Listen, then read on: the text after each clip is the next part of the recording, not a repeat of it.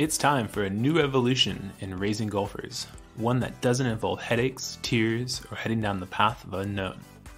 Whether you're trying to introduce children to the game of golf, help them play competitively, or play at a collegiate level, you're in the right place. This show is for any parent, player, or coach who wants to build a better team at home and on the golf course. This is the Raising Golfers Podcast. All right, ladies and gentlemen, welcome back to the Raising Golfers Podcast. I am your host, Travis Hauser, here in Carlsbad, California.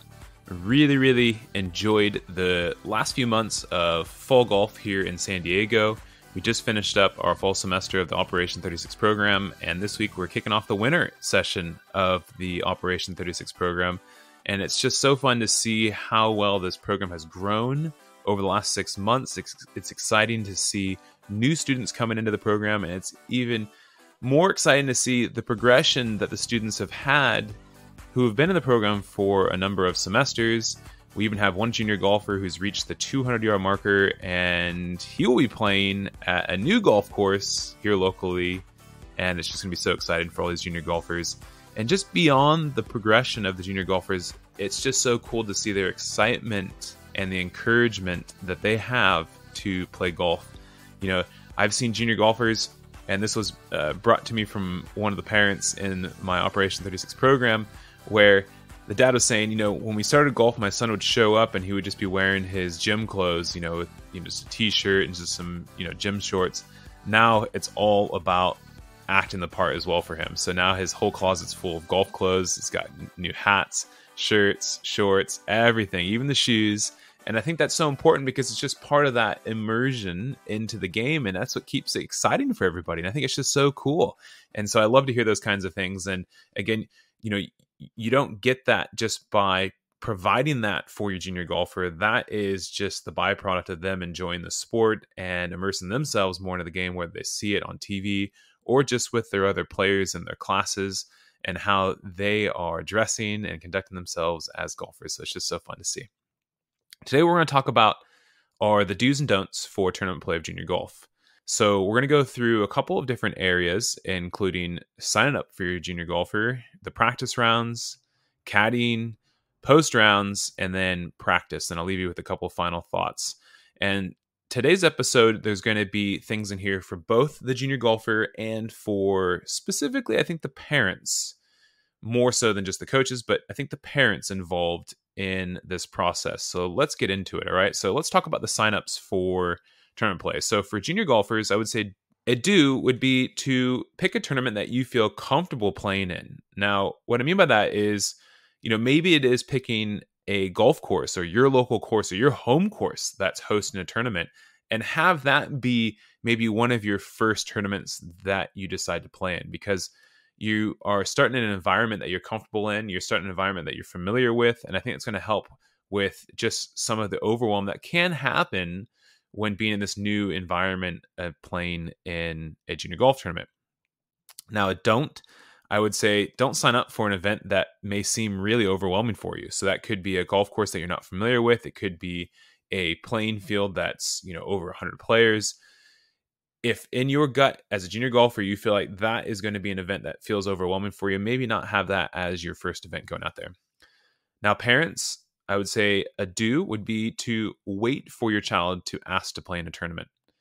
And the don't would be just the opposite, is sign your junior up for a tournament when they either don't want to play in one or have no interest in doing so.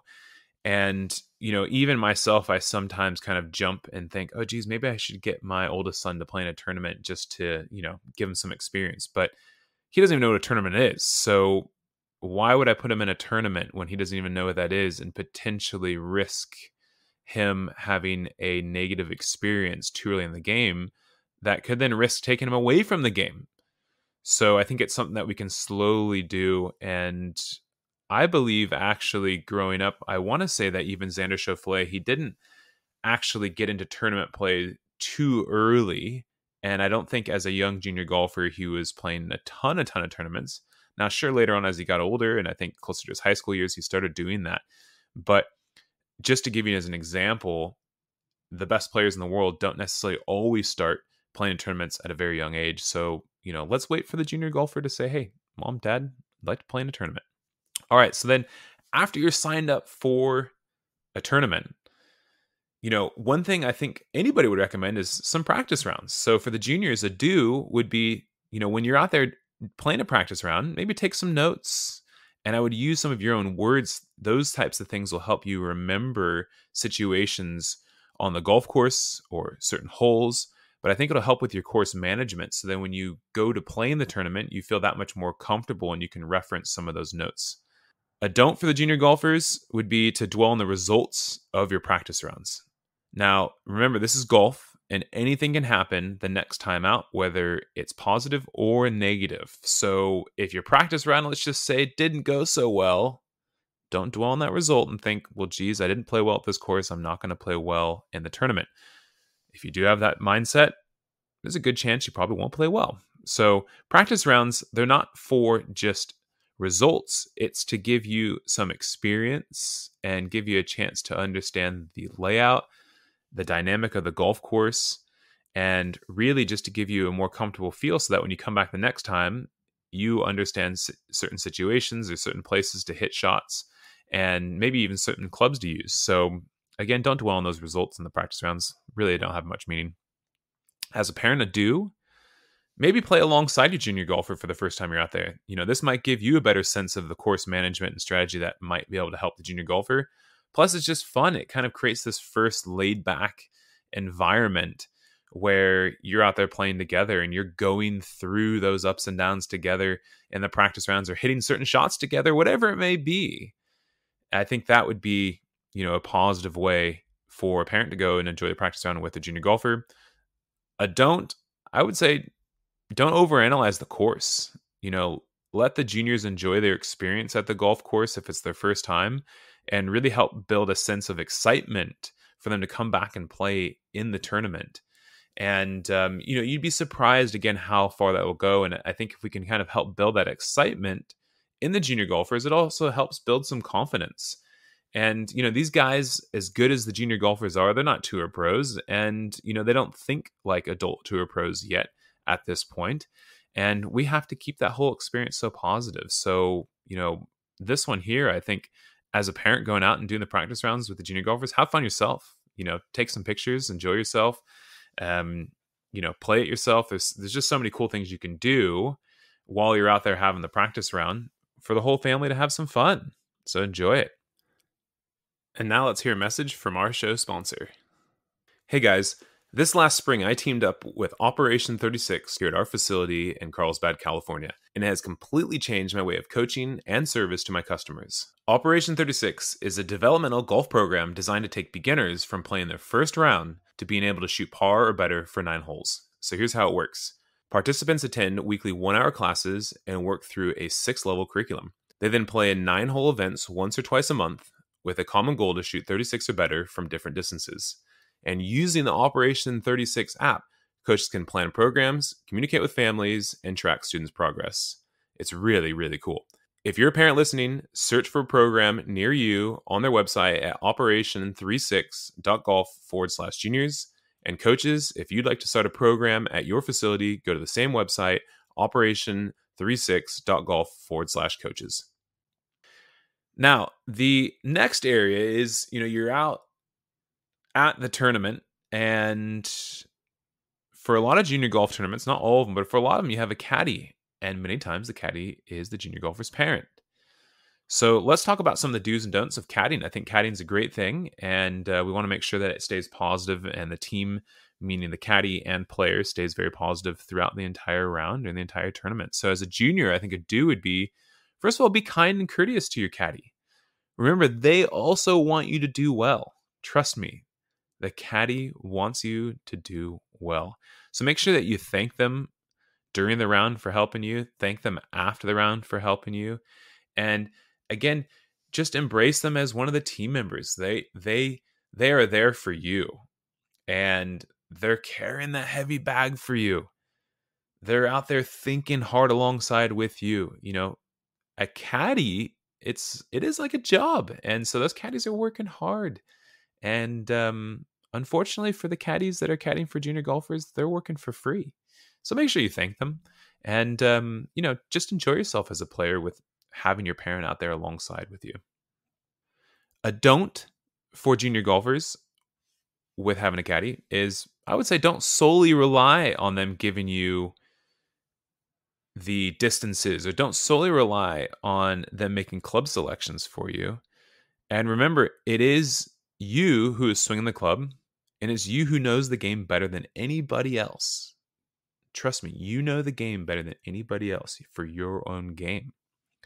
So we don't want to blame the caddy for poor decisions. When you step into that play box and you're standing over the ball, it's you who's made the decision to select the club that's in your hands, to swing the club, and make the decision that you have made. So as a junior golfer, you have to take responsibility for your own game in these tournaments.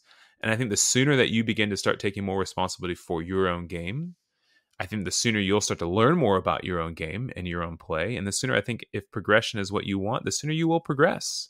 But you've got to take responsibility for your own game while you're out there. As a parent caddy, a do would be just to encourage a junior golfer no matter what the outcome is. And it's really tough sometimes. I mean, it really can be tough, but golf's not easy. So if we tell them to hit the ball to the left side of the flag and they hit to the right side of the flag, trust me, the junior golfer did not do that intentionally. It's just golf. You want to see some people hit some wayward shots? Watch the pros. Come out and watch me. All my shots aren't perfect, I promise you. As much as maybe I wanted to keep it left of the flag. I just had a situation on Monday. I played golf at a course here called the Crossings in Carlsbad. It's not an easy course. There were a few situations where you cannot hit it left of the flag. And guess what? I hit it left of the flag. My intention was not to hit it there, but that's where it went, unfortunately. And then also do for parents, just let them have fun. You should have fun too while you're out there. I mean, caddying and just being right there in the moment is just such a cool thing. And, don't go overwhelmed with just the scores and the results. Just enjoy the time that you're out there with the junior golfers. Now, don't for parent caddies, I would say, you don't want to be a coach and tell them everything that they're doing wrong while you're out there. I don't think that's going to help with their confidence. I don't think it's going to help with their emotions. And I just don't think it's going to help with, the overall experience that they have out on the golf course. So, when you're out there, don't take things too seriously. Remember, it's just a game. We want the experience to be positive. We want to keep it positive. And, if they had fun in that experience in the tournament play, we want the junior golfer to come back and say, hey, I can't wait to play in the next tournament.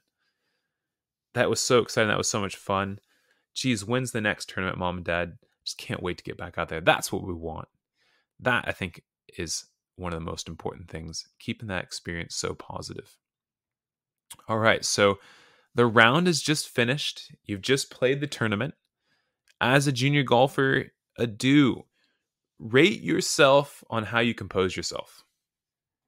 Yes, how you composed yourself. So that might be how you handled your emotions. That might be your body language. That might be the words you said to your caddy, to other playing partners. That might be, were you smiling? What type of facial expressions you had? And I would also rate yourself on how well you committed to the decisions you made and committed to the shots that you intended to hit. So then what you can do is you can then begin to put together a plan to improve your on-course play. And what that means is it might mean what you might need to practice in your swing, or it might mean, hey, how do I improve just my overall composure out on the golf course? How do I improve my commitment level to the shots that I'm intending to hit? And then you have a plan, and you can go back and work on that plan. Now, remember, listeners, I was a junior golfer at some point too, and I've been through this as well, and I know it's difficult. But a don't for you juniors, don't just rate yourself on your outcome or your score. Because if you do that, golf is going to beat you up in that manner. Golf is a game where, when played in tournaments, there is only one winner. And if you're playing in a field of hundreds of golfers, only one of those hundreds golfers wins. You have to see this as a process, and you have to, again, rate yourself more on the process of those things I just mentioned versus rating yourself on the outcome and the score. Because, trust me, at some point, you will not win every tournament. Yes, at some point, you will not win every tournament. Look at the PGA Tour players, and I want you to go in and tell me when was the last time somebody won 2 tournaments in a row. Now, it has happened, and it might have happened just this last season, but look that up. And then I want you to look in and see, okay, now how often does that happen where a player wins back-to-back weeks? Then I also want you to look into and see your favorite golfer, how many tournaments they won this last year, or how many tournaments they've won each year over the last 5 years. And then I want you to look at how many tournaments they play every year. And I think that will help you come to realization that you need to be thinking about the process. And some of those tournaments where you're not going to win, you're working on some parts of your game that's going to help you move that much closer to those times where you might have a good chance of winning. But again, think about the process. Now, parents post round, a do would be to tell your juniors you love to watch them play and really mean it. Really mean it. Say that with passion. I love to watch my 2 boys. I know they're very young. I love to watch them play. And play is just beyond golf. I love to watch them just play anything. It brings a smile to my face and just brings me true joy. And I have to remember that. Another great do for parents is after the round, go get some ice cream or food or go to their favorite restaurant, no matter what the outcome is. At the beginning of this year, we had an episode with Kimberly Liu, who was a former collegiate player, and she was a junior golfer in the junior golf program that I was working at in Northern California. And she said one thing she remembers as a child was no matter what the outcome was in a tournament, her dad always took her to the Olive Garden. And that was something she could always look forward to. And by the time she got there, good or bad, she had pretty much already forgotten about the outcome that happened in the tournament. And it just made her tournament experiences that much more positive because she always had something to look forward to after the tournament. And I think it's just such a good thing to do. And I think that's great advice. So, go do that. Go have some fun. Go get some ice cream. Enjoy yourselves after the tournament. Now, as a parent, we don't want to bring up the outcome unless the junior brings it up. And, that dreaded car ride home, dun, dun, dun. It's tough for everyone. I know it. But we don't want the junior to fear that ride. So maybe play some music in the car, talk about other things besides golf, roll on the windows, enjoy the weather outside. I would say do anything but talk about what just happened on the golf course in that car ride home. And again, I think these things would help the junior golfers for when those emotions become high and maybe the outcome wasn't so positive. It kind of helps put them at ease and makes them feel comfortable and helps them so they want to come back and play again. All right, the last thing then with tournaments is your practice. Okay, so you've played the round. We've talked about some of the post-round things you could do. Now you got to go back and practice. So junior golfers, here's a do. Make sure you first and foremost, when you go back to practice, have some fun. Be creative. Hit shots that maybe you don't normally hit. Trust me, it'll go a long ways. I look at how I developed as a golfer. A lot of it came from being very creative with hitting really interesting shots with my friends. And that would be day in and day out at the golf course. If you're going to practice, also spend some time where you're working hard. You're trying to maybe improve some areas of your game, whether it's technical, whether it's mental, whether it's emotionally, work hard at it and enjoy every moment. I have very fond memories of my junior golf years, and I can actually remember them very well. And I remember the people who I was with. They're still my friends today. And gosh, I would just love to go back and be able to spend that much time practicing and playing golf day in and day out with some of my best friends. So, and really enjoy it.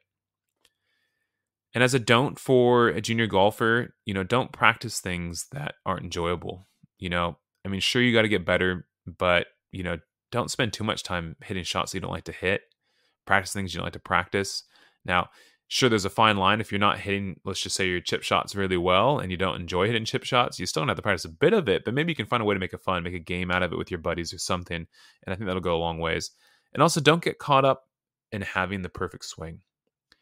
If you want to have a perfect swing, so does everybody else. But let me remind you that there's a lot more that goes into this game of golf, skill-wise, than perfect swing. Go look at the PGA Tour and pull up a variety of different professional players' swings, and I guarantee you're going to see something different in all of them. Now, parents, for practice, I do, again, stress the process of improvement, and just remember, it does take time. I mean, it really does. The junior golfers, they're changing emotionally, mentally, and physically. Their limbs are actually getting longer, and they might be getting longer at different rates than other children. So, there's things that are going to happen during the process. There's going to be the ups and downs. But again, I think stress the process for the junior golfer is so important. And don't quiz the junior on, outcomes or stress too much of the technique. I think, again, we have to really, help the junior golfers have a positive experience in this game. And, when they're out there practicing, maybe practice with them, make some games as well. Have fun while you're out there doing it. So before I give you a couple of my final thoughts, I would like to thank, first of all, Lynn and Pia from Vision 54 for helping put together some of these things. They have a great resource, and it's a book they put together called Golf Parents of the Future, and I'll share a link to that in the show notes. And some of these do's and don'ts did come from them, and some of them I expanded on. And just recently, Operation 36 put a post out sharing some of these tips as well. And, I think both of those you should follow on Instagram. They post really good things, both Operation 36 and Vision 54, and I'll share that in the show links as well. So I'd like to thank them for kind of helping me, put together some of these thoughts that I think do tie into tournament play. And then now, for my final thoughts, this is a long journey, and so many things can change even daily. So enjoy the whole process and have fun doing it. Lastly, as a parent, go find yourself a good camera and take a lot of photos while they're out playing in these tournaments. You'll love to look back at them. It's going to bring back so many fond memories, and it keeps you distracted in a positive way when they're in the moment in these tournaments. Thank you so much for tuning into this episode. I really hope that this adds some value and helps put together some of the thoughts that you've had of trying to improve in this area of tournament play, and gives you some things that you can take away that you can go out and implement into your tournament play, whether it's before, during, or after the tournament. So thank you so much for tuning in, and look forward to having you all back here next week on the podcast.